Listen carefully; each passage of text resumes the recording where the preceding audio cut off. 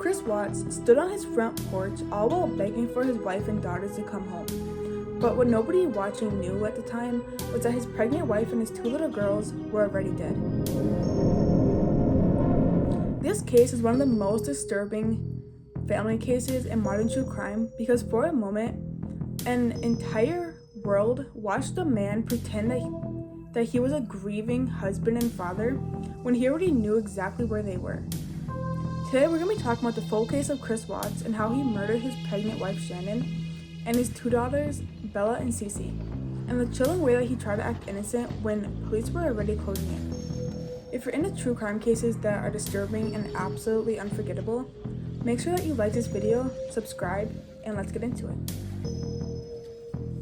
From the outside, the Watts family looked perfect. I mean, Chris Watts lived in Frederick, Colorado with his wife Shanann and the 2 daughters Bella and CeCe. Shanann was active on social media. She was posting family moments, videos of the girls, and what looked to be a happy home life. And if you only look at the outside, you would think that this was another suburban family living a normal life. But behind the scenes, their marriage was falling apart. Chris was emotionally detached, and Shanann had started confiding in her friends that something felt off. She believed that he was pulling away, and she was right. Because while Shanann was trying to save the marriage, Chris was already living a double life. In the summer of 2018, Chris Watts started to have an affair with a coworker named Nicole. And this affair is one of the biggest reasons investigators and the public believe that he decided to destroy his family. According to reports, Chris told Nicole that he and Shanann were basically separating, but that was not the truth. At that time, Shanann was pregnant, and she and Chris were expecting a baby boy, and instead of preparing for that child, Chris was secretly imagining a completely different future, a future without Shanann, without Bella, and without CeCe. And that's what makes this case so chilling, because he wasn't just cheating, but he was mentally detaching from his entire family, and that is just extremely hard to believe. On August 13th, 2018, Shanann returned home from a business trip in the early morning hours.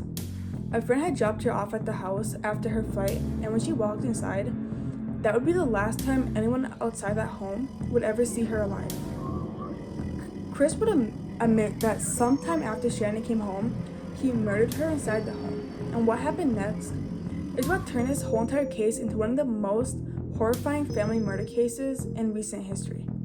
Because it wasn't just Shanann, but it was also Bella and CeCe. Chris later confessed that after killing his wife, he also killed his daughters, then loaded all 3 of their bodies into his truck. That detail alone is extremely hard to process because a father was loading the bodies of his own children into his work truck and driving away before sunrise. Chris drove to an oil site owned by the company where he worked at. There, he buried Shanann in a shallow grave, and in one of the most horrifying details in the entire case, he put Bella and CeCe into separate oil tanks. And that single detail is one of the reasons that this case shocked many people, because it wasn't just a murder, but it was cold, it was calculated, and it was extremely cruel. And even years later, people still struggle to understand how anyone could do that to their own children. And then after doing all of that, Chris Watts went home and then proceeded to pretend that his family was missing. This is the part of the case that made millions of people absolutely sick. Because instead of immediately breaking down or confessing or showing any real panic or grief, he started performing. He gave interviews, he stood on his porch, he asked for Shanann and the girls to come home, and if you've ever seen that footage, you know exactly why people still talk about it.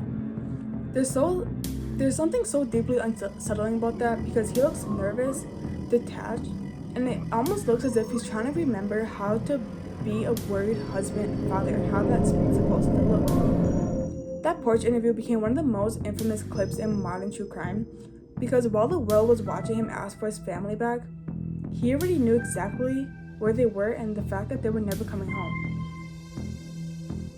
One of the biggest reasons this case unraveled so quickly was because of Shannon's friend.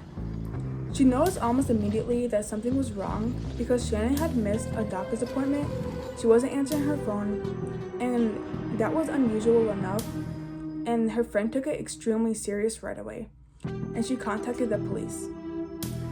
When officers got to the home, they found things that made Chris's story fall apart fast.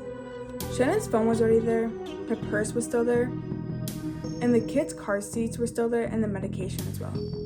And that immediately looked wrong because a pregnant mother of 2 does not usually vanish without her phone, without her purse, or without taking the things that her children need.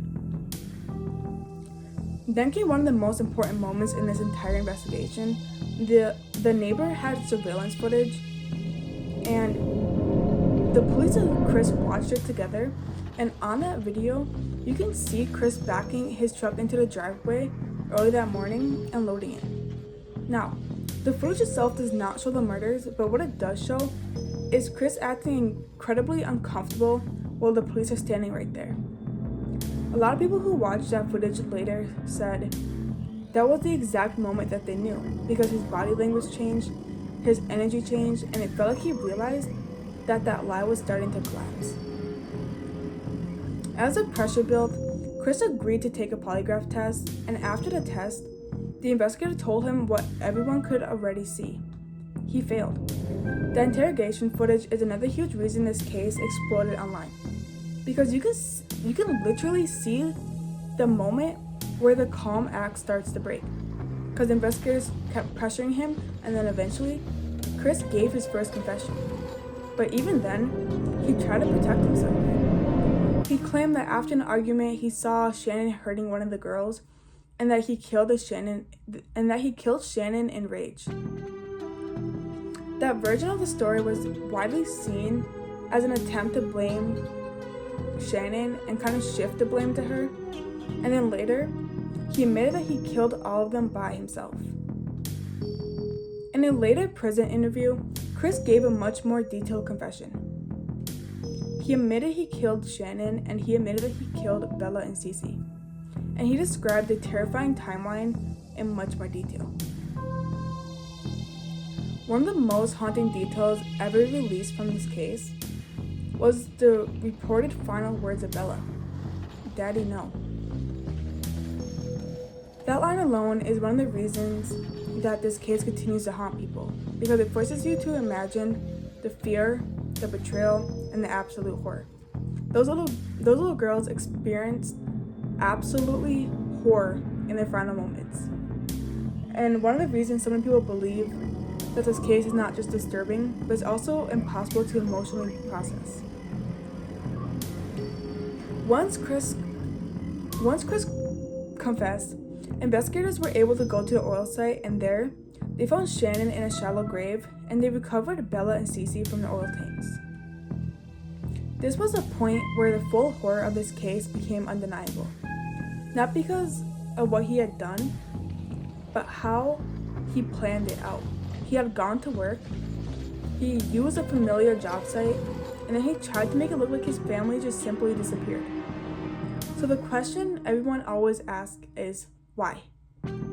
Why would a man murder his pregnant wife and his 2 little girls and his unborn son? Most people believe that the motive came down to a few things. First, the affair. Chris was obsessed with the idea of a new life, a fresh start, no responsibilities, no marriage problems, and no children to care for. Second, the marriage was collapsing. And third, there were financial problems. Instead of a divorce, instead of child support, instead of custody battles, instead of public humiliation, he chose murder. And that's why so many people see this case as an ultimate example of a family annihilator. Chris Watts never went through a full murder trial. Instead, in November of 2018, he pleaded guilty. He pleaded guilty to murdering Shanann, murdering Bella, murdering CeCe, and unlawfully terminating Shannon's pregnancies and tampering with bodies.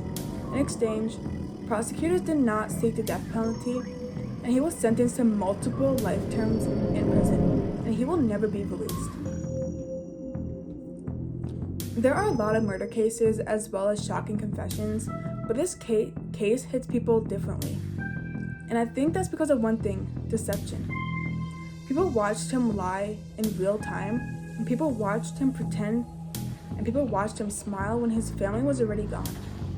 And because so much of this case was caught on camera, the audience doesn't just hear about the lie, but they watch it happen.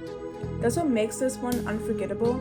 Not just the brutality, not just the victims, but the performance. The Chris Watts case is one of those true crime stories that stays with people because it forces you to ask a terrifying question. How well do we really know those people who are close to us? A pregnant wife, 2 little girls, and an unborn son, all gone because one man decided that starting over mattered much more than their lives. And if you would like me to cover more cases like this, make sure that you like this video, you subscribe, and comment which case you want next. And if you made it this far, thank you for watching, and I'll see you in the next one.